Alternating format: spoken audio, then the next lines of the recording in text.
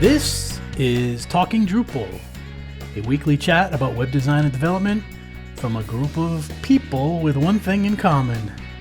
We love Drupal. This is episode 483.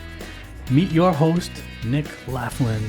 On today's show, we are talking with Nic. This is your chance and my chance to learn a little bit more about our beloved Talking Drupal host. And for those of you who have your ears ringing right now, with an unfamiliar voice, I'm Stephen Cross. I'm the founder of Talking Drupal, and now I work behind the scenes. And let's get on with today's show. And welcome to the show, Nic. Happy to be here. It's funny. John and I record every week, and for a long time, John, and I recorded every week. But now that I'm the subject, I'm a little nervous. But I'm sure that'll go away shortly. Well, oftentimes you'll ask a guest at the beginning or mention how many times they've been on the show. Have you ever missed an episode? I think one. Okay. I think I missed like 99 or 100. I missed the Twit TV one. Okay. That's a long time ago. I think that might be the only one. And for those listeners who don't know me, I was on the show up until episode 300 and then stepped behind the scenes. And I think the last time I hosted an episode, as like the intro was number 299, that was like over 3 years ago now. Yeah, and almost 200 episodes. Time flies. Boy, time flies. So this is a great opportunity for listeners and for me to learn a little bit more about you. So we've got some questions here. Some of them are business, some of them are personal, and to get to know Nic a little better. So Nic, the first question I have for you is, we're approaching 500 episodes of Talking Drupal, and when we hit that, it will be 12 years of recording. I'm just curious on what is your reaction to that? I don't know. I try not to think about it because it feels like pressure. Like I feel like we feel this pressure every 100 episodes to do something. And I think the only thing we've ever really settled on is invite Dries to be on to chat about the state of Drupal.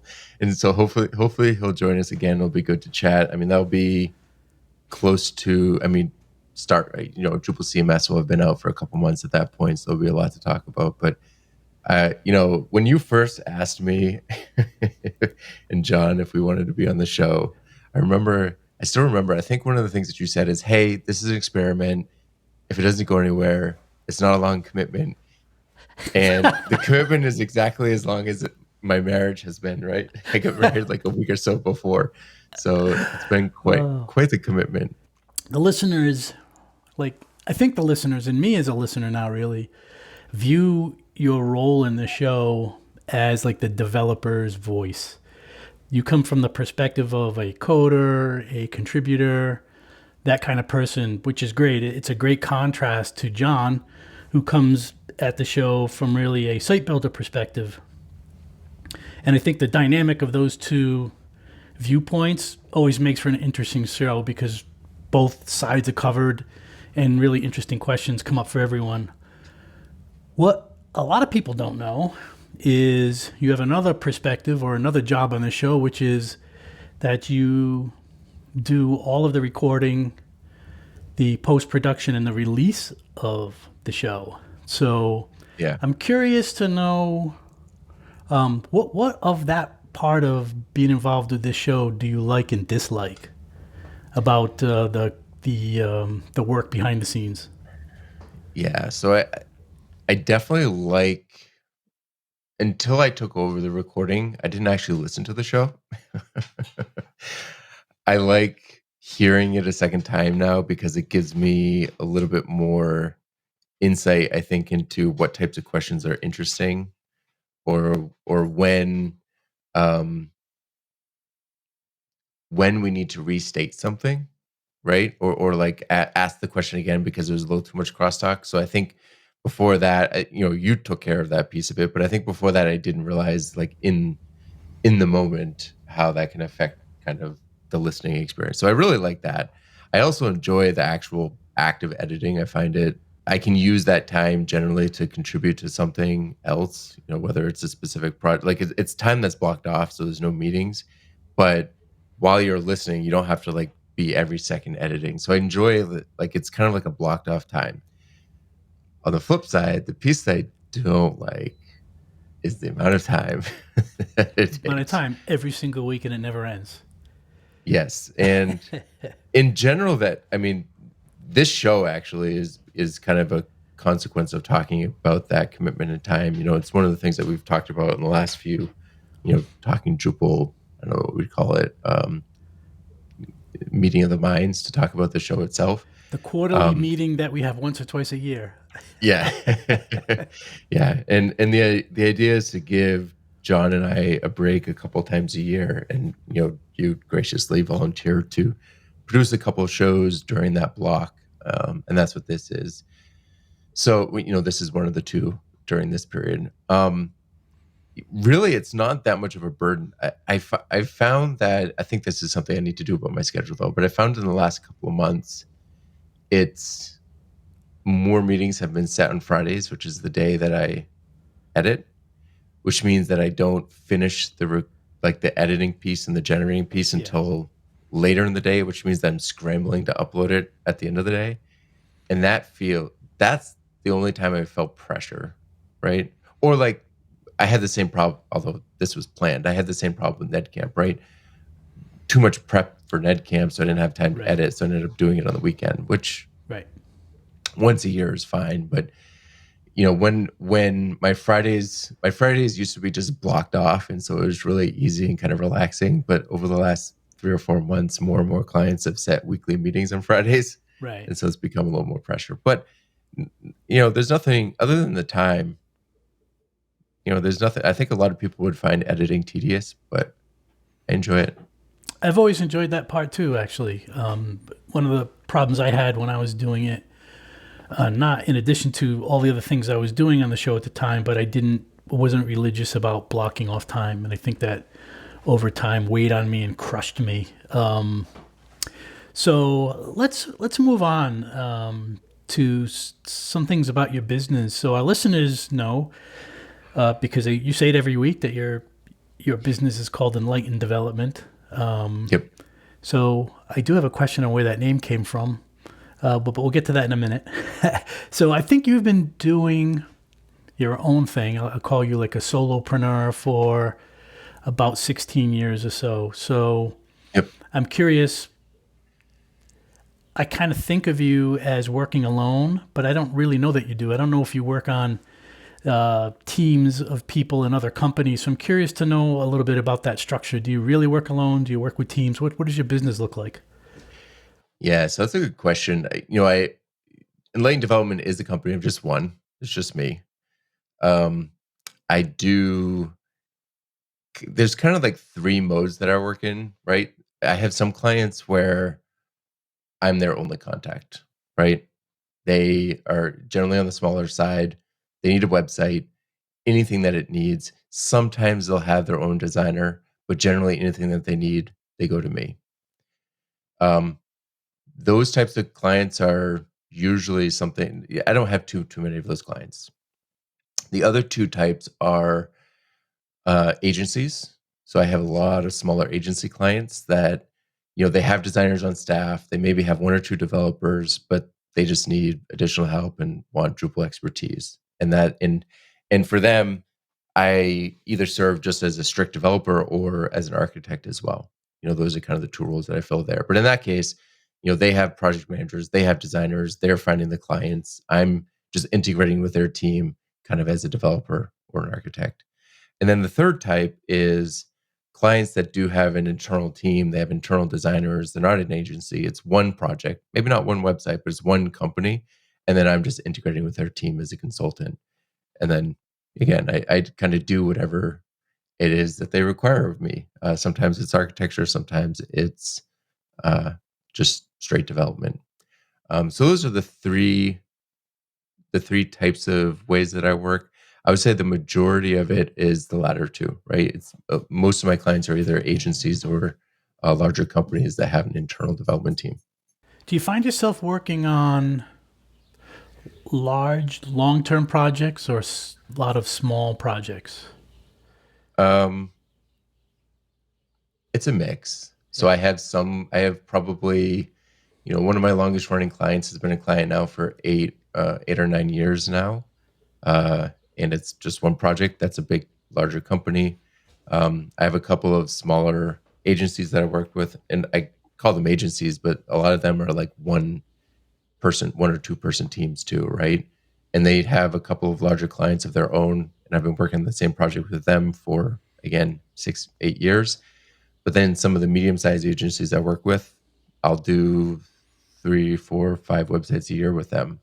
So it's more of like a 3 month build. They'll usually loop me in on the beginning to just as from an architectural perspective to make sure they're not planning something that's going to be really hard to execute. But a lot of times they'll do the design and planning and content strategy up front, and then just have me do the build out. Do you bring in any contractors yourself to work on projects that work through Enlightened Development? I do actually. I have a couple of people I work with. One of them, Yep. Tim does a lot of work with me still, and he works with me on one of those longer running projects. Yep. He's been working with me now. I don't know, 4 or 5 years, and then I get another front end developer that I work with that's just as skilled, and he just helps out on a couple of projects here and there too. But That's good. I wouldn't say it's too as like a percentage of the business that I do. It's not very high because, like I said, most of the agencies I work with have They have designers and people to front end fill those roles developers. already. Exactly, Yeah. and so Tim helps me when a client needs something that is beyond my skills. And on the front end, it's very easy to get beyond my skill set. It's not. It's not. But to be honest, it's not beyond your skills. It's beyond your interest too, isn't it? Well, it's interest, but also it's more like if you ask me to make something bold or move something, I can do it. I know how to do it, Right. but I don't know. Like I just had a long discussion with him this morning of just a core misunderstanding I had of how CSS variables inherit and work. Uh huh. And it's one of those things where I could figure it out myself, Yeah. right? Or take a little trial and error. It's not a big deal. Yeah. But one of the things that I really appreciate about Tim is he just knows that. Like if Yeah. I present a problem to him, he's like, "Well, that's and a block, blah blah blah, and that means Yeah. that this and okay, so the reason why it's happening is because the height's not being Yeah. set by one of his children, and oh, here's the issue. Whereas me, I just have to like go Yeah. through every line and find if I change this, does it work? Right. And Yeah. I mean, We I'm have the same thing on oversimplifying the it. Like, team. The team I'm with, we brought in a front end guy 2 years ago now, and what a difference! Because there were two back end developers, and we were doing all the front end work. And it's not like it's like you. We can do it, but yeah, having this guy just look at something, it's almost like magic when he just fixes it. He fixes the issue immediately, and it's like it's because what he's doing all the time. It makes sense, right? As a solopreneur, what is there anything that you dislike or wish was different? Basically, working alone. yeah, I think. I mean, I've managed to build my business in a way that it works the way I like it, and that's one of the things I really like about being a solopreneur or a freelancer. Right, I can pick and choose kind of how I model my business. Right now, obviously, it has to meet demands of the market. Right, you can't just go out and make up Sure. something from whole cloth. But I mean, I don't like the only two pieces I don't like are the uncertainty, Hmm. although it's been stable for a very long time. And even though it's been stable at least 10 years, but even though it's been stable for 10 years, there's still more uncertainty there, right? Because you lose a client. If you're an agency and you lose a client, you have a lot more clients to back that up. Whereas I have, I purposefully diversify and make sure I have more than one. Like I've had clients that have tried to, ask for close to 100% of my time, and I'm just not comfortable with that. I want some diversification, but I don't like, that uncertainty always is there. It's always in the back of your mind. um the other piece that I don't like, but this probably isn't unique either to freelancers, is the amount of time that meetings take up. i Right. I prefer just working on the problem, doing development, but meetings is part of it. And but when you're slow, um, when you're solo, it's a lot harder to fill those gaps sometimes and get the actual work done. I mean, it's been 16 years. I've got a good balance, but every once in a while I have to rebalance.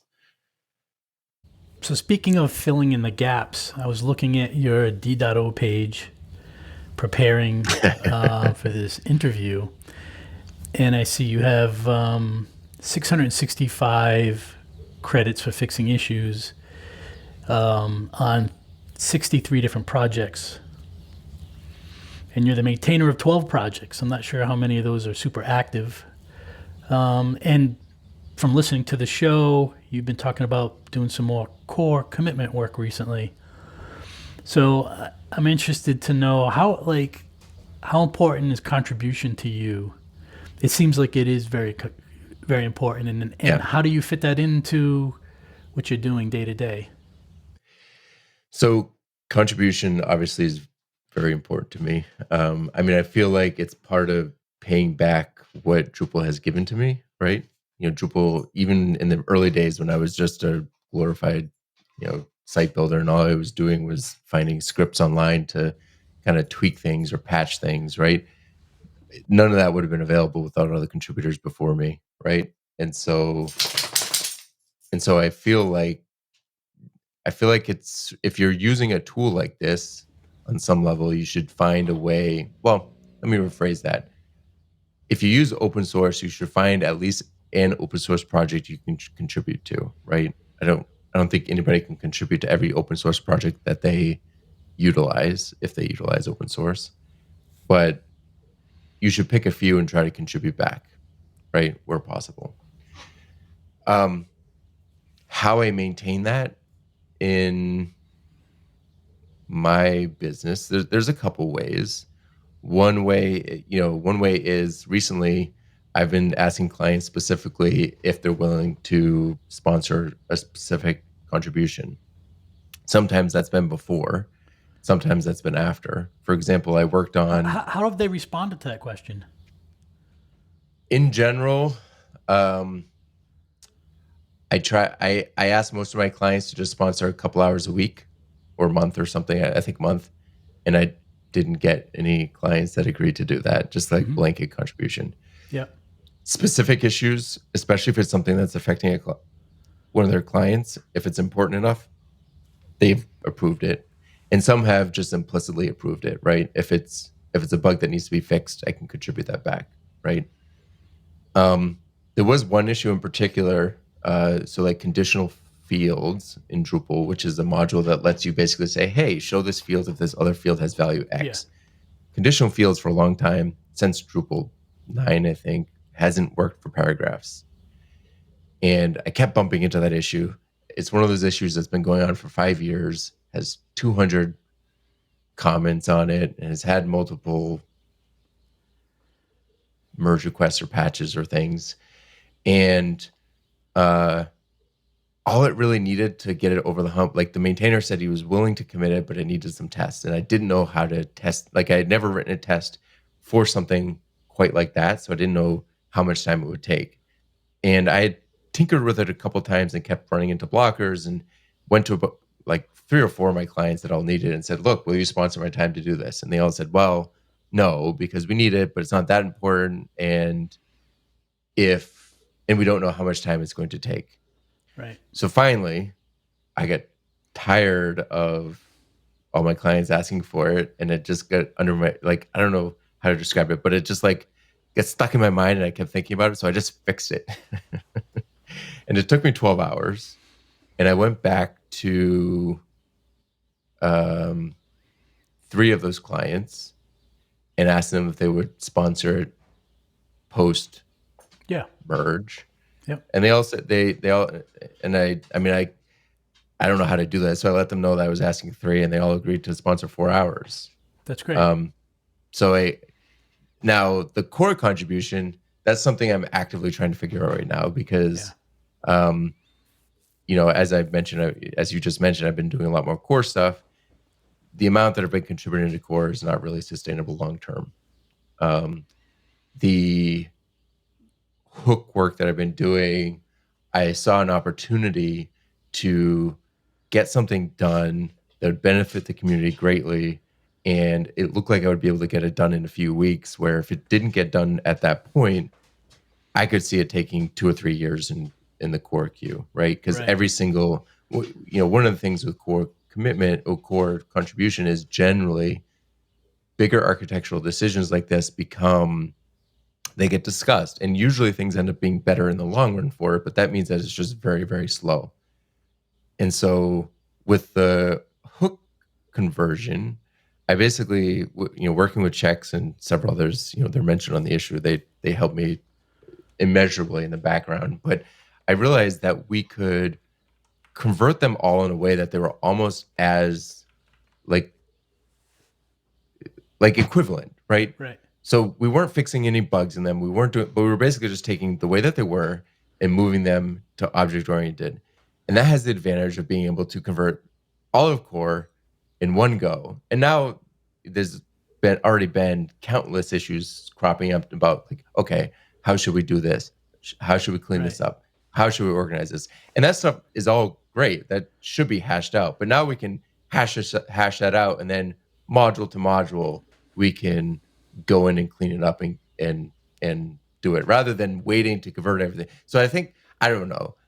Do you mind me There's asking? no. Do you mind me Oh, go asking how ahead. much time for this one particular? Oh, that took me probably 80 hours Okay. in 3 weeks. Right. So Okay. my my billables for the month of October We're low.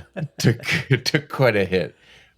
It could be interesting, But and anyone out there that listening who is, I don't know if you have any billable time available, but maybe someone who wanted to contribute to Drupal through core contribution, but doesn't have a developer to do it, they could reach out to you, right?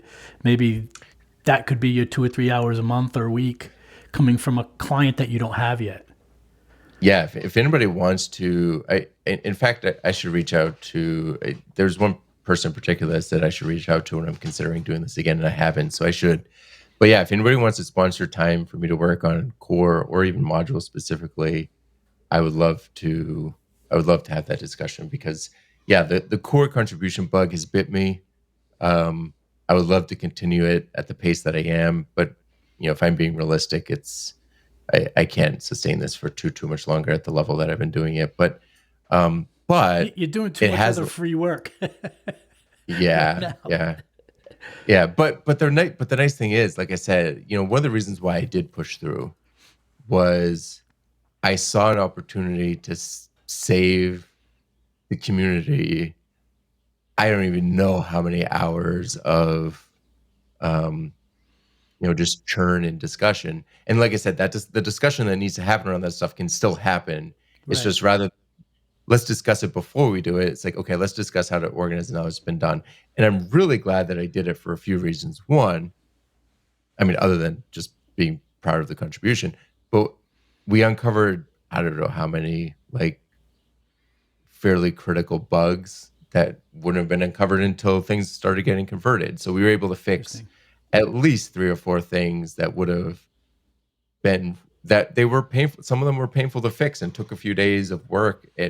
But it's a lot less pressure to do that when people aren't using the system Are than these when you. bugs, Nick, that you found by looking through the code and suspecting there was a problem, or is any testing? Did testing discover these bugs? Uh, so they were bugs, for example, like we had marked, we had thought that you could convert hook. Let me think through this for a second. You keep using the word "we" too. Yeah. Oh, I did. I worked very closely with checks Okay. on doing a lot of this stuff. So a lot of the questions I can't give him. I mean, he goes by the username of Ghost of Drupal Pass now on Drupal.org, but I can't give him enough credit for helping me. But Hmm. but for example, um, we had converted hook info, which if you don't know what that hook does, it's the one that allows you to put your hooks in random ink files and have them just auto load. So like if you write a module or download a module, many times there will be a um, module name .tokens.inc file, and that has all the token related stuff, and a module name .views.inc file, and that holds a lot of views data altering, right? Hmm. And so those because of the way object-oriented hooks work, those hooks can't be object-oriented. But we didn't know that. Or cache flush. There's a Mhm. there's a hook for flushing cache or for reacting on cache flush. Initially, like there's no reason to think that that can't be object oriented. Well, it turns out that module installer calls it, and module installer calls it by taking every module name that it's installing and calling the function module name underscore cache flush underscore flush, which is what the hook name used to be, but now it's not procedural, and now it's an object oriented. It's in a class and a method, so that doesn't work. So we had to fix it. So a lot of that stuff just wouldn't have been discovered until people started converting stuff. But because we did the conversion on core and core implements so many hooks, we were able to uncover tons and tons, and well, not tons, maybe half a dozen issues like that, and fix them before 11.1 came out. So it's a lot tidier. So, for those of you listening who love it when Nick dives a little deep into something, you just got your 5 minutes for this episode, and we're Yeah, we going to can move pull on back. to some personal background questions. Now, the first one I just added to the list, you'll see, and I misspelled it. I don't know that in the show anyone has ever discussed your office mate. Anyone who's a patron will get the pre-show and hear about the office mate. But tell me about your office mate, Nick. Kitako, yeah, Kitako is my wife and I's dog. He's a foxhound beagle mix. So he kind of looks like a beagle, but he's the size of a lab. He's about 75 pounds. He's about 5 pounds overweight right now. He needs to go on a diet, but he is never happy to be on a diet.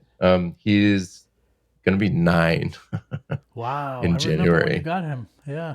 Yeah. Yeah. He was born. So we got him when he was 3 months old. He was born the day we bought our house. So we kind of Okay. took that as a sign that we should adopt him. Yeah. And I always wanted, I didn't always want a dog. When my wife said she wanted a dog, I thought about it and realized that the kind of dog I wanted was like, oh my goodness, what's the name of the dog? I can't even think of it right now. Basset Hound. Basset Hound, right? I wanted a Basset Hound, and Joanna heard hound, and there was a shelter near us that said they had some hounds in, and so she said, "Let's go look at it." And he's a beagle foxhound, and I looked at it, and I looked at him. He was super, super calm, and that's really what I wanted. I didn't want a high energy dog, and I knew hounds are high energy. And Right. she's like, "Well," but she didn't know that hounds are generally high energy, and that just basset hounds aren't. Right. I was gonna say because he's a high energy dog, right? Yeah, so he was super calm when we got him. He Yeah. was super calm the next day. He was Yeah. super Because calm he the was third super day. scared. No, he had just been neutered Oh. and was on Okay. drugs. All right. So he woke up So that he was third on day. drugs and depressed. I get it. Yeah, he woke up on the third day, and we learned that we had a very high energy dog. Right. They warned us a bit when we were adopting him, but we already started. It's funny how quickly you get attached to someone. And we were filling out the paperwork, and like, by the way, you have to be careful in heat because he will run until he dies. And I was like, I was like, is he high energy? She's like, yeah. I was like, okay, but he seems calm. I didn't quite believe her. And like I said, at Yeah. that point, we'd already started, and I was like, once you Right. start adopting a dog, you can't stop. Like, Right. Yeah. so yeah, so we got ourselves a very high energy dog. Yeah. And he hangs out in the office with you most of the day. Yeah, he hangs out, goes outside about Yep. 5 times a day. Yeah. But yeah, he usually alternates between going in his house and sitting on my feet. But So let's expand from your office mate to the rest of your life. Maybe you could fill us in on what your home life is like, as much as you're comfortable doing. yeah, so as listeners know, I'm married. I've been married to Joanna for 11 and a half years now. And we do almost everything together. We usually have breakfast in the morning. I'm not going to go through my whole day like that, but that's one of the big changes getting married. I never ate breakfast before. Now every morning I make breakfast with her. But she works from home now too. She and I are doing a lot of Pilates, right? Uh huh. We started, I don't know if I mentioned that on the show, but we started taking Pilates about 2 years ago. Yep. We do that 4 times a week right now, Uh huh. 3 or 4 times a week. So do that. We watch a lot of movies and, kind of just hang out, see family. I never know this is one of the questions I was like, well, when you ask this, like, what answer is expected? I don't know. So, did you grow up in Worcester, which is where you live now? I grew up around Worcester. I was, I moved here. I moved specifically to Worcester in 2010, I think. So So, for about those who 15 don't know years the ago. geography of Massachusetts, where is Worcester? Worcester's right in the center. They call it the heart of Worcester. Now, it's technically not the geographic center. Right. Rutland is, but Rutland's a small town, and it's kind of their only claim to fame. So I like to we let consider them it. have I it. call it like the snow and tornado alley of Massachusetts. Right. It seems Oh like all yeah, the snowstorms run right through Worcester. yeah. We get a. In fact, we got about. We're supposed to get half an inch of snow. We got about 5 this Okay. morning. So I got to go shovel after this. So So, do you want to talk about at all about your childhood or your family, brothers and yeah, sisters, or? sure. So we have. So yeah. So I have a big family. Oh, you Growing do. up and right now, yeah. So I have 6 brothers and sisters. Um, 6. 6, Okay, so and where are you in that I'm hierarchy? I'm the oldest, You're the and oldest. my sister, and it goes, there the couple of quirks. It goes boy, girl, boy, girl, boy. My youngest brother was born. He's 15 years younger than me. He was born on my birthday, Uh huh. so we share. Wow. So after I turned 15, I no longer had birthdays. I mean, I That's did, but interesting. I did, but it was more. We When you're shared young, birthdays. that's a problem. When you're older, it's kind of cool, right? Yeah, when I was, but I mean, at that point, I was 16. So, That's true. by the time he had his first one, so it's fine. Um, but yeah, and then I've got tons of cousins. But I would say the biggest addition right now is nieces and nephews. My sister had her first daughter 4.5 years ago, Uh huh. and since then we've got an additional. There are now 7 nieces and nephews in my family. Wow. So So on the holidays, do you guys all get together? we do. So we actually, that was a big discussion this year, is to figure out how to organize it, because, you know, there's just so many people now. We have to all fit in one place. And we kind of rearrange, I don't know how much our listeners want to hear about the ins and outs of the Laflin family holidays, but we had to like rearrange a bunch of stuff in the dining room this year. And it worked so much better. So I'm glad we did. But yeah, holidays are getting the decibel levels going up. Yeah, of course. But it also is making a lot of fun. We usually have like a novena each year. So novena is a Colombian tradition during the holidays. They have starting on the 16th, I think, they get together in each other's houses and kind of read the story of Christmas, right? So it's like on the first night, on the second night, and some prayers, and then has some carols and food and stuff. So it's a huge tradition in Colombia. So how did you And get a Colombian tradition in your family? oh, my wife is Colombian. Oh, okay. So nice leading question there. Yeah. So Joanna brought that tradition with here, and maybe 4 years ago we started doing it with all the with my family too, and having the nieces and nephews. And one of the things, so usually we just pick a day that's convenient, but it's within the novena. And one of the things that we started doing is giving all of our nieces and nephews their Christmas gift during that day, so that Oh, our that's gift neat. comes. Yeah, our gift comes during a day when it's not Christmas and everybody's all mixed in. So, Oh, that's great. uh, yeah, and we always have food, a pseudo potluck. People bring desserts and stuff, and then we provide kind of the main meal. And yeah, it's definitely looking forward to it. It's always fun. Yeah, so outside of Drupal and things that you do for the community. I think everyone knows it. You have a love for Lego. We can see I it do. behind you right now. In our newsletter each week, there's a minifigure that you contribute some information about, which is really cool.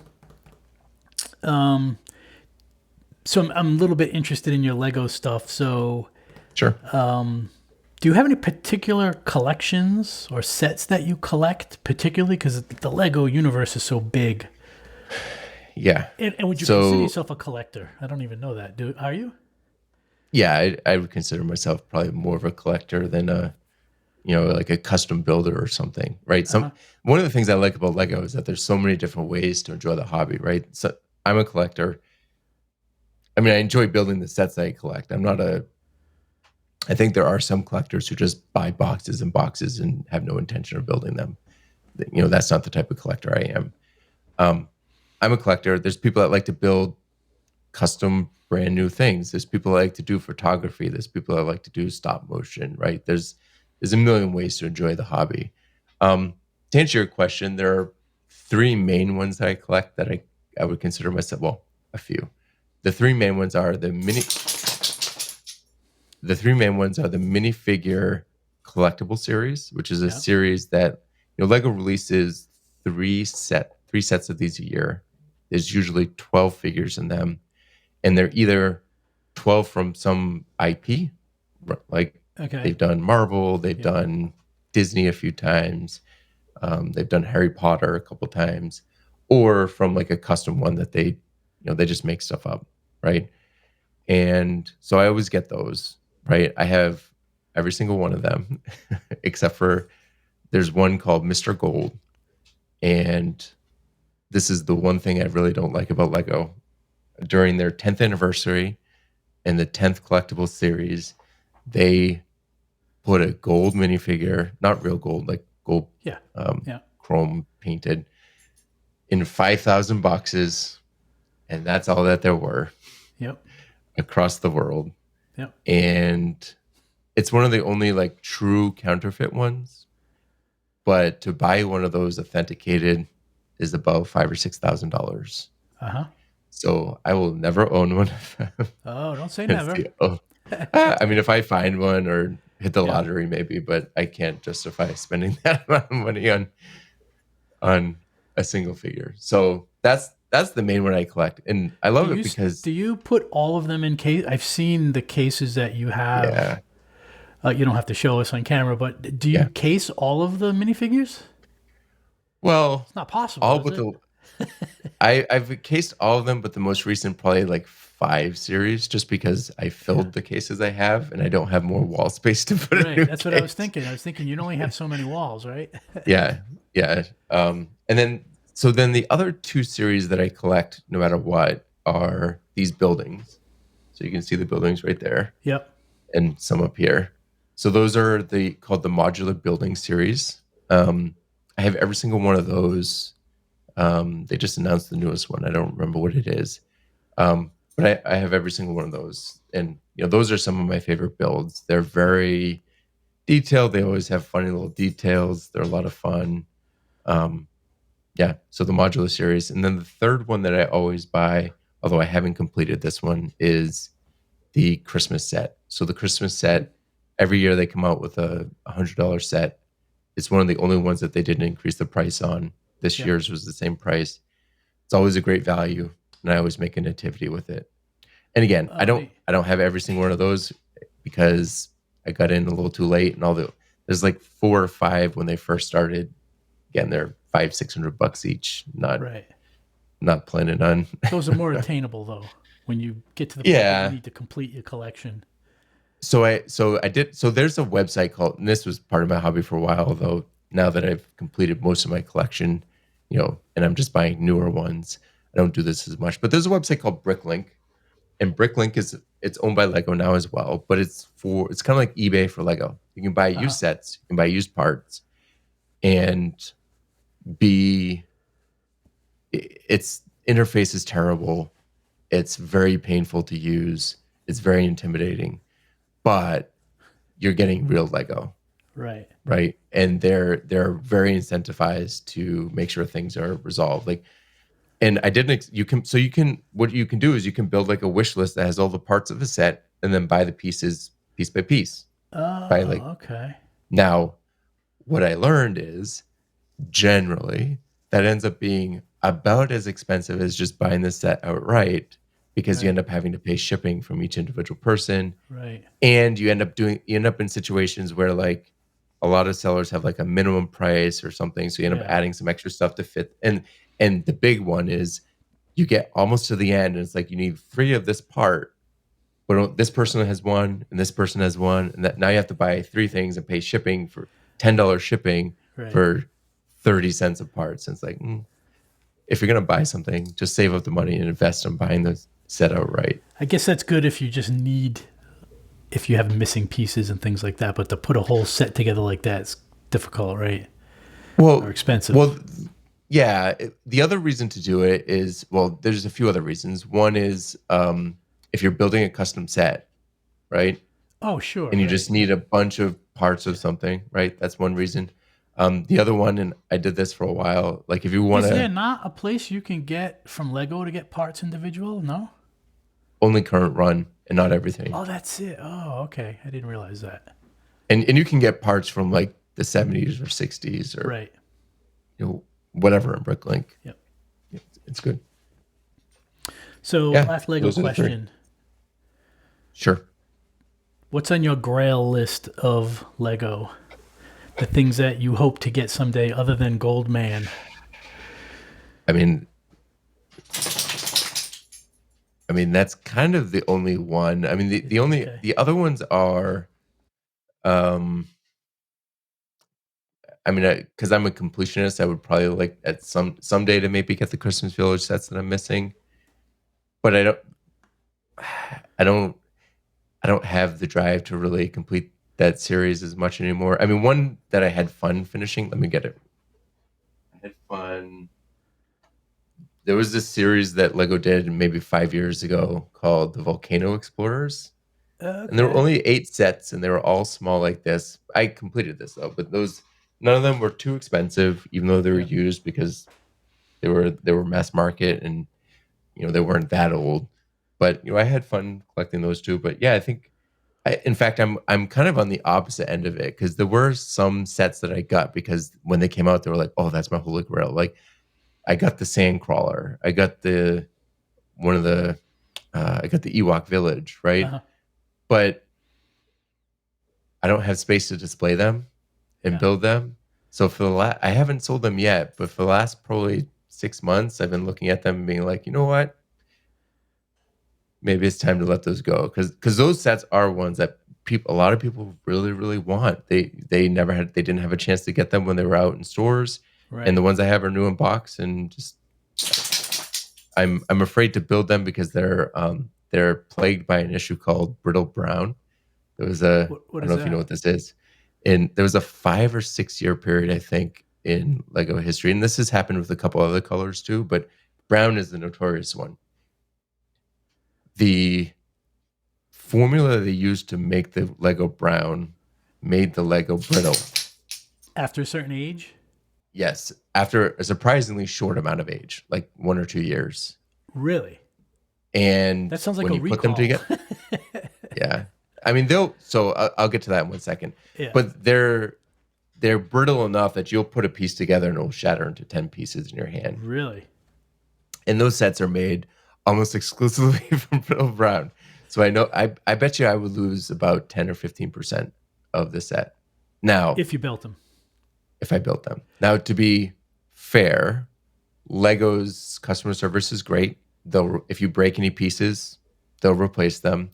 The problem is for some of them or for some people, the piece that they'll replace it with won't be the same color because Right. brown is broke. So like Yeah. one of the sets that I got, and I got it brand new, but it didn't build it for a couple of years. There was a part, there was like it's like a plant pot, and you put like a ball in it to make some kind of design, and the piece shared off because it was brown. So they replaced it, but they replaced it with a gray one. So now Mhm. it's not technically official. And they were actually kind enough to send 2 because the set had 2 of them, and I wanted them to match. I was like, well, the other one didn't break, but can you send me two so I can at least have them matching? And they did, but and it wasn't a particularly expensive part, but it wasn't a cheap part either. It was like a if you buy it on Bricklink, it's like $2 or $3, which doesn't sound like a lot, but a lot of pieces are like Sure. half a penny or something. Yeah. So it's so customer Lego customer support will provide whatever pieces you're missing or are broken if you need to, but I don't want to go through the heartbreak of breaking 30% of the set putting it together. Right. So might as well sell it to somebody who will enjoy breaking it themselves. Right. So beyond code contribution, Pilates, and Legos, are there any other hobbies or interests you have? Yeah, I mean the big ones are so I kind of cycle through hobbies. I've realized it, and I didn't realize this until a couple of years ago. Um, and some of them I come back to, like Lego. Right now, if I'm being honest, is on the lower end of the cycle. Sure. But I've come back to it many times. Um, One of my first collection hobbies was Magic the Gatherings. Okay. So I played that quite a bit with my brothers, and sometimes we still play, but not as often. But really, I enjoy collecting it. Um, it's been and cataloging it. I think that's one of my hobbies is cataloging the collection. That's part of the fun. But that one I think went away when Lego became my hobby, right? Right. But I still have quite a MTG collection. Um, home automation. I didn't realize this at the time, but that was a hobby. Right. And again, You used to think it was a necessity to have a house, right? well, I didn't think it was just a necessity, but I thought it was just like part of like I guess part of owning the house. But now I've realized that the hobby was like getting it set up, and now it's maintenance, and who likes maintenance? Right, exactly. So it's been slowly decaying over the last couple of years. Almost everything works still, but Yeah. I have to spruce it up at some point. But the most recent hobby, and this is part of the reason why the Lego one is a bit on the down cycle, is modular synthesizers. So Okay. I have a friend that's into them.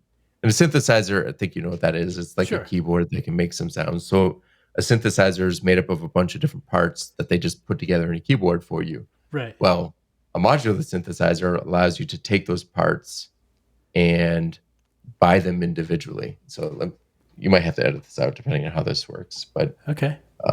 you can see down here, Holy moly. that's part of my modular synthesizer. Okay. So you can, I'm not going to turn it on right now because it's not fully connected to everything, but you basically can generate almost anything you can imagine with that. And so that's been, For example, like generate, like what?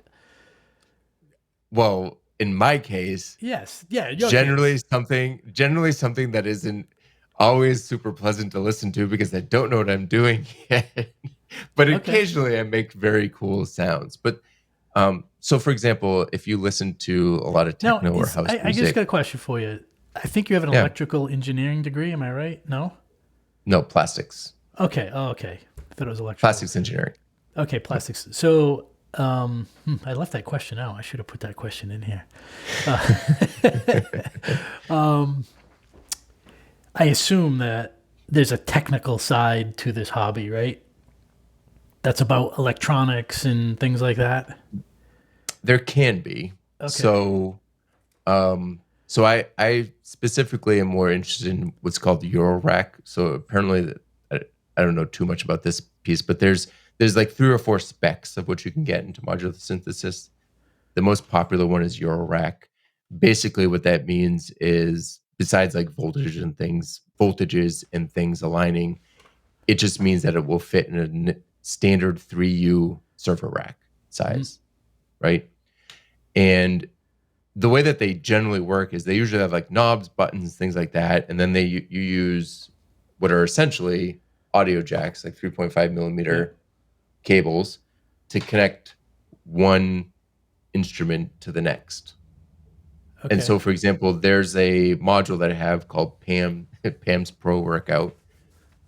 This is one of the things I love about it too. They all have like really cool names and like things, but what all Pam's Pro Workout is a clock, right? So it sends a beat at a specific Yep. time. This is greatly simplifying it because one of the reasons, like almost everybody has Pam's as one of their first like Like a utility modules metronome because kind of thing.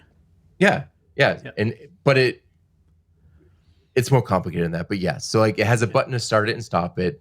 It has 8 outputs, and you can individually set them. So you can have one that's at like 200 beats per minute, one that's Yep. 100 beats per minute. Uh huh.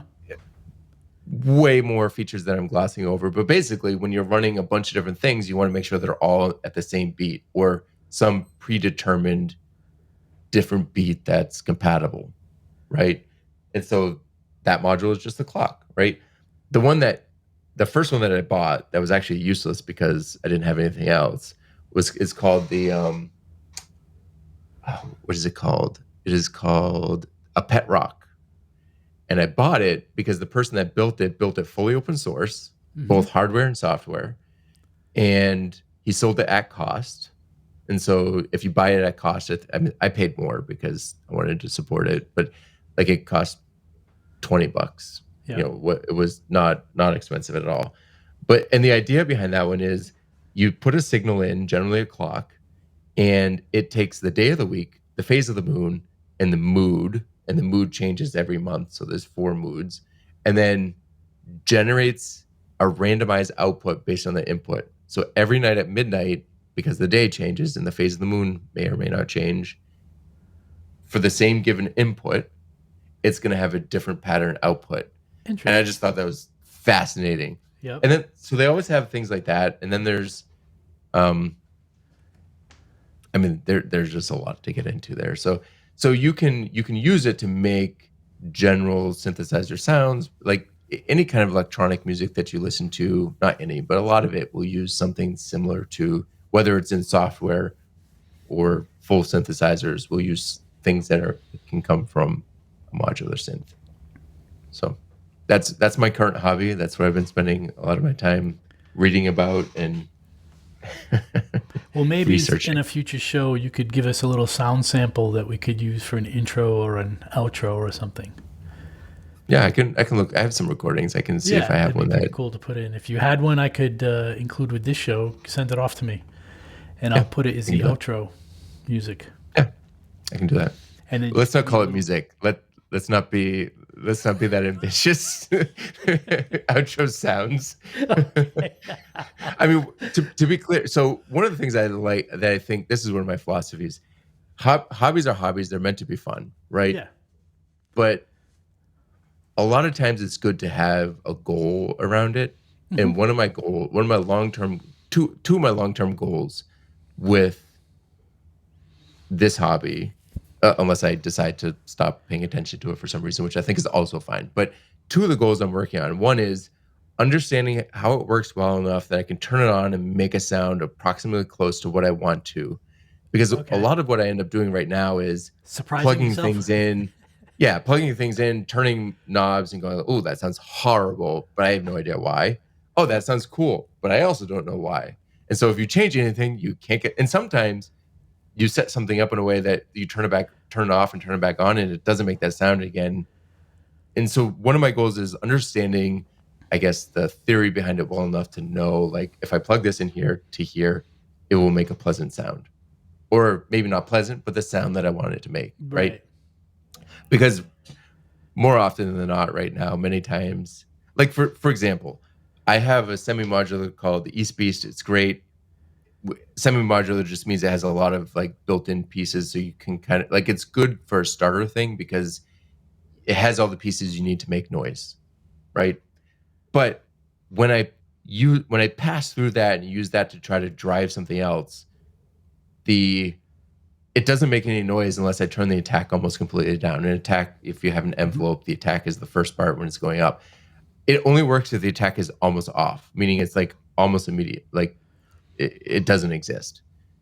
I have no idea why. I've asked in Discord and people have explained it to me, and I thought I understood. But then I tried to do something with that newfound knowledge, and it immediately doesn't work. So that's long-term goal number one, understand the underlying principles well enough to be able to just kind of like plug some stuff in and generally get what I expect.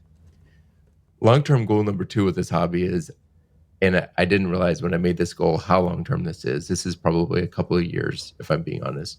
I want to be able to configure my synthesizer in such a way that I can push a button to start it, and maybe I have to tweak some knobs and stuff, but basically push a button to start it and have a song, a complete song come out. Because one of the things that I learned with most music and with most, especially modular synthesis, is people, even people that use them strictly for making music, because there's a lot of artists that do this, they use it for part. And then they do something else and use it for part. You have to kind of think of it more as an instrument. And then they do another thing, use it for part. And then use a different type of machine to do the drums and use it for part.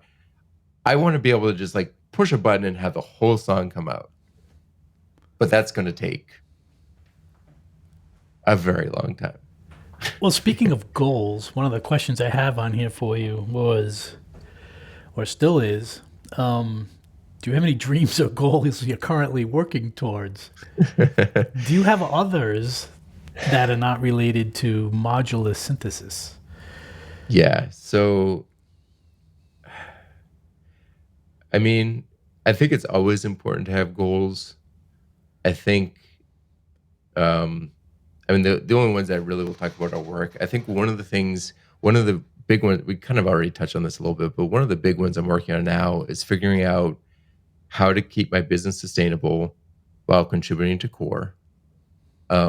Because I enjoy all types of contribution. I enjoy the show. I enjoy, the contributed modules and even just replying in messages. But at least recently, the contributing to core has been really satisfying. But I need to do it in a sustainable way. So one of my big goals, and this is kind of short term and medium term, is figuring out how to do that, because what I've been doing recently really isn't. Similarly, and this has just been kind of a long-term goal my whole career, and I think I might have hinted at this on other shows, but how to figure out how to remain relevant, from a development perspective. Something that really stood out to me early on in my career as I was starting with Drupal and development and stuff, and getting new clients. A few of my new clients were coming from relationships that they'd had for a long time with the developer, but the developer just hadn't built new skills, right? So when I was getting the new contracts, their contracts were, this would have been 2008. They've been working with their clients since 2000 or 95 or something. And when you look at it, everything was built manually. And so one of the things that, this is one of my goals, is always like, how do I make sure that I don't become one of those developers in 10 years where it's like, Right. why are you doing it that way? We haven't done it that way in 10 years. Right. Because I mean, I just don't want to be a COBOL developer, right? There's Sure. still demand for COBOL developers. Sure. But you shouldn't be writing COBOL nowadays. Right. I mean, that's a goal that it would be nice that a lot of developers had, because our industry just keeps moving and moving and never stops. Yeah. But now the flip side is it's easy to fall into that comfort rut, though. Yeah, it is. But the flip side is I also don't want to be, and one of the reasons why I settled on Drupal, but I don't want to be one of those developers chasing the newest fatty. Like, I don't want to be chasing, like, just because technology is new, Yep. like JavaScript framework, Yeah. especially as a freelancer, I can't be chasing the newest JavaScript framework every week. They change too frequently. But AI, and we've talked about this ad nauseum on the show, but Yeah. with all its flaws, it's a paradigm shift. It's something I need to understand, right? And so as much as I keep finding problems with it, I still keep forcing myself to use it because it's a paradigm shift I have to understand. Do you have any personal goals you'd like to share? Personal goals. Believe it or not, I haven't actually even started really trying to achieve this goal, but it's been in the back of my mind, and it's so corny because it's one of those like prototypical like New Year's resolution or goal type things. But I've been thinking about wanting to be able to get 100 push-ups in 100 seconds. Okay. Like be able to do a and at one point I started going towards this goal at one point in the past, probably 10 years ago now.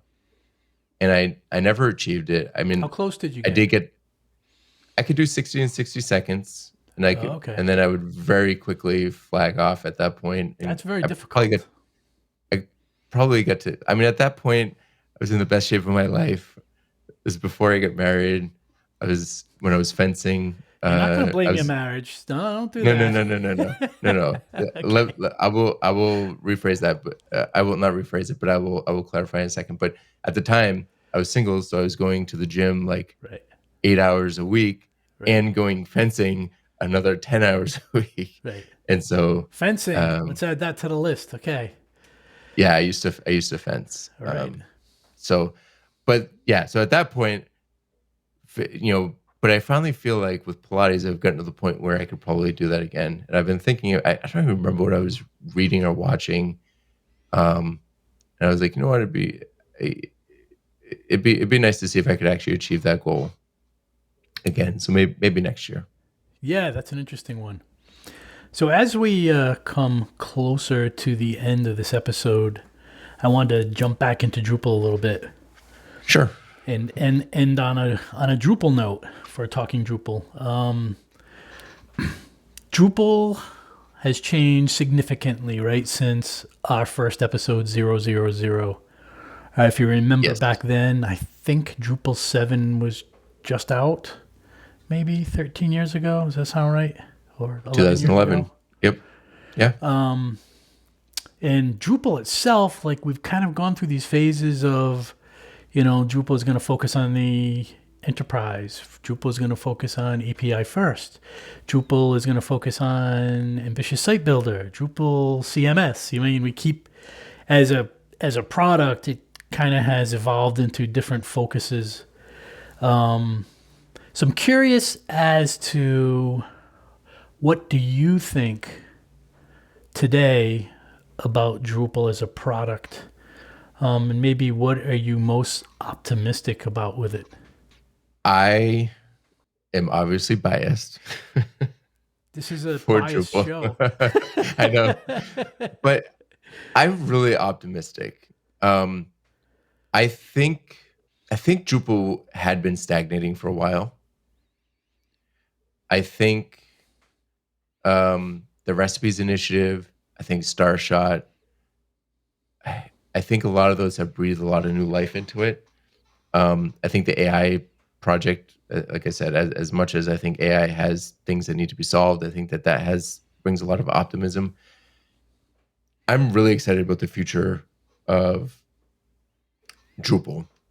Um, I think I think it's good to focus again on the site builder, right? I think that's where a lot of the people that got into Drupal got started. It was just easy to start building a site yourself. And if we're being honest, now that's not so easy, right? Drupal, like you can use the tar, although, and just download it from the website and install that. And I found a few people recently in some issues that are doing that still, but you're not going to get the best experience that way. But the truth is, things like Composer are intimidating for a site builder, right? I think Package Manager has a lot of potential to allow people. Package Manager is the new module that basically kind of sits between Drupal and Composer, right? So I think that has a lot of opportunity to make like one-click installs and managing your site through the UI, but also having a Composer system achievable. Um, I think there could be some work done to make. I think DDEV really should be the standard development environment for Drupal, like as an official thing, because almost every other product out there, well, except for maybe WordPress, a lot of other products out there have an official way to get started. And if you have that, you can just build better documentation around it. Randy can get more support, right? I think that's just the way to go. I'm really excited about the future. I mean, I think just recipes and Starshot have one of the big things is to allow people to look at it and be like, what are people doing in Drupal and how do they do it. I think for the last few years, there just hasn't been a lot of like, not that people are hiding it, but it's like agencies just did their own thing. They built their own starter kit. They built their own starter database, and it didn't get shared. Starshot is allowing that to be publicly talked about. So people are saying like, oh, we need this solution. Everybody kind of uses this solution, but it does really miss this piece of it. Let's fix that for Starshot or for Drupal CMS. We need to rekindle the flow of new contributors. So I think Drupal CMS has that potential, but we have to figure out how to help that along. Like, it's not enough for Drupal CMS to bring more users and more people. We also have to find out how to get them to be productive contributors back to Drupal, whether it's code contributions or documentation contributions or evangelism contributions. We need more contributors again. On the flip side, I think one of the reasons why the hook problem, or problem's not the right word, the hook conversion issue piqued my interest so much was because it's a big part of Drupal that's just, we know it didn't make it to object-oriented for Drupal 8, and I think people kind of assumed it would at some point, and it took 10 years. And so it just really excited me to be able to be like, okay, this is something that Drupal, like everybody knew that it was one of the big things that Drupal needed a facelift on. We finally got it. Wouldn't it be nice to just adopt it? Right. Because a lot of other things, like the new way is made, and there's an issue on Drupal.org for this. Maybe I can find it. There's a new way made, but then the old way, and this is the right way to do this for most things. The old way sticks around, right? Procedural hooks still work, but the way Drupal as a community generally works is those procedural hooks will stick around for far longer than they should. Like we have a new way of doing things. Let's try to get the community to just convert everything. And the same is true for like, this is really nitty gritty, but we use annotations for a lot of stuff in core, and a lot of things have been moved to attributes, right? But we support both. But now we can deprecate annotations, but like, wouldn't it be great to like find a way to just like convert everything at once? I was looking at an issue the other day, and this is one of those things that I don't even think about sometimes as a developer, but you find the issue and you're like, huh, and I'm doing my best to avoid getting sucked in by this issue too. But render arrays are painful, right? They're magic arrays. You just have to know randomly what they are. Something I didn't even realize, depending on how you do a table, you get different markup. Like if you do pound table, you get one thing. If you do theme table, you get another. Oh, really? I don't know. I didn't know how I didn't know that. Well, there's an issue to create, I forget, like a builder, I forget the title exactly, but like a builder option. So basically like you instantiate a table object, and then you just have methods like add row, add header, that still outputs the render array. All that really does though is give you a way to get type hints on what's expected in the IDE. It makes your developer experience so much nicer. And then when render arrays eventually go away, there's another 10, 12-year issue to get rid of render arrays. They now just have one place to kind of interact with and manage. And the thing that gets me excited about this one is I was just chatting about it with Chex, and an hour later, he had written a rector rule that basically scans the entire code base, finds every single render array in there, I think, and generates the builder for it so that you can then convert it. And it's like those types of things, like these, like render arrays are always a pain, but I never like sat down and questioned like, why do we have to do it that way? Like, it's just always like, okay, what is this key? How do I need to structure it? Like, it's something I'm so used to. I never even step back to question why we're doing it that way in the first place. This is an example of why our listeners love you so much, Nic. We started with a question that was, what are you most optimistic about on Drupal? And we're now talking about the details of render arrays. It's the beautiful contribution that you make to this show every single week. The way my mind connects topics is exactly circuitous. It's fantastic. Yeah. I was going to ask you, the final question here was going to be, I'm not sure I need it.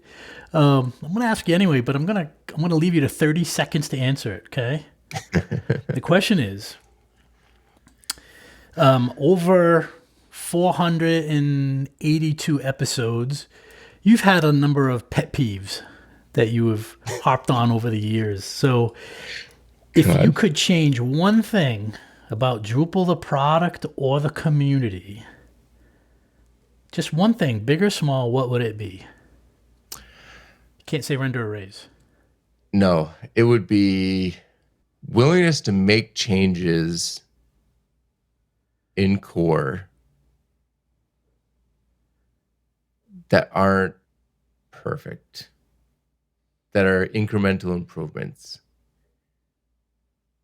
I think everybody, I don't think this is a surprise to anybody that works in core, but we're right now one of the biggest barriers to progress, I think, or quick progress is you decide you want to make a contribution, you make an issue, push it up, deal with all the code sniffing and PHP stand stuff that you have to get it test running. And then somebody comes in and says, what about this case? What about this edge case? We need to handle that. We need to handle this. And it's hard to argue with those because the So, comments are so you would generally like more right. iteration, like Yes. iteration and things, right? Yeah, because the thing, because what happens is that then, now there needs to be a balance, right? There needs to be a balance. There are some pieces that you need to be really rigorous on, but that kills momentum. That kills people. I know of at least 2 or 3 people that have said that would be fantastic contributors to core that said they just don't contribute to core because it's too much of a hurdle. But it's like you just can't. It's very difficult to incrementally improve stuff because people just want the whole picture, and you have to be ready for a battle. Like you have to be ready to push through that piece, or you have to be willing to iterate multiple times. I mean, that's one of the reasons why I'm so proud of the hook conversion. Is not just because of the work that I checks and I go to Slate. I don't know how to pronounce his username and catch. It's not just the work that we all did, but it's also that I managed to, like, from a project management side, I managed to convince and get that change through so quickly and cleanly. Like, that's one of the things I'm most proud of. Like, it kind of just like normally that type of change would just take so much discussion. I mean, it, I know I've gone way over 30 seconds, but at least I'm only So talking about good. the same thing. The piece I would change is like willingness to push through something that, but the problem is then you just end up with half solutions. So like I said, I don't know what the actual solution here is, but like the thing is when you're reviewing something, it's easy to find something and be like, ooh, I would like that to be a little bit better.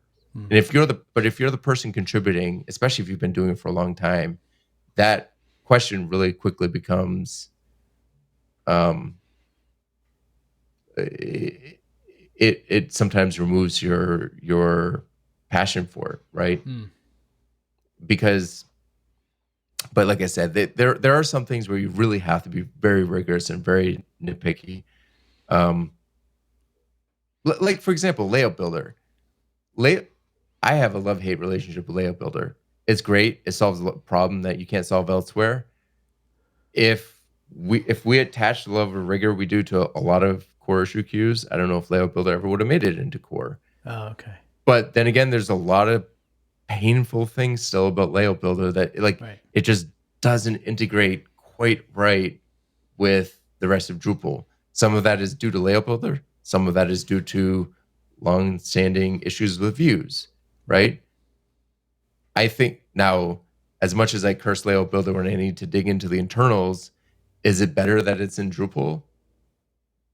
Absolutely, I think. Even though I don't use it all that much, it's a good thing to be in Drupal. Am I scared what's going to happen with? I think I'm very excited about Experience Builder. I'm afraid to see what the underlying structure is going to be because Right. to be that flexible, I, I I don't know how you can integrate with Drew. Like this is something that John and I discussed with Matt Glauman because he's been doing a lot of work there. I think they're just going to make Experience Builder a separate type of entity. At least that's one of the possibilities. So yeah, it doesn't integrate with everything perfectly, but it's a separate thing. Like you treat it separately and it handles all its own stuff. But is it better to get that type of thing into Drupal than to wait until it's perfect in 5 years? Yeah. Well, like things like Project Browser. I don't know what the remaining blockers are for Project Browser, but I feel like Project Browser has been in a state where it's generally working. I know one of the big blockers was Package Manager, which just I got think they've in, been working on that over but 2 years. it's been longer than that. But I think Package Manager has been the blocker, right? Yeah. They you can't have a core module that relies on a contrib module, Right. right? So I think that that has it, but like that type of thing, like the fact that like it's been generally ready as a proof of concept for that long is stifling. I'm sure it's demoralizing to the team that's been working on it, that like they've been mostly ready for so long, and it's just waiting on this one final thing. And like we just need to find a way to like better target those types of things. And I think Starshot is an attempt at that. I think it's been mostly successful. I don't know if it's succeeded everywhere. It'll be interesting to see, the final postmortem once it finally comes out. But I think that's the biggest thing. Lower the barrier to entry for contributing to core. And you do And I don't know that how to do it. by not making it so difficult to get things through, is kind of what you said. I, like I said, with the caveat that I know Yes. that that's not a perfect solution. Like I Right. know that there's exceptions, and that's part of the problem, is that if you were to bring that up and discuss it, that discussion just becomes like, well, where do we draw the Right. line, right? And you can't just leave things up, and like there's an issue right now that I think it would be really good to get through for core contribution, and that is, right now you have to have comments on all parameters on functions in core for new Yeah. functions, right? Unless it's a constructor. If one of your parameters is something like the entity type manager, you're required to have the parameter. You're required to have a detail. So what ends up happening is like entity type manager, type entity type manager, description. This is the entity type manager. That's useless. It doesn't help anybody. Doesn't provide any information.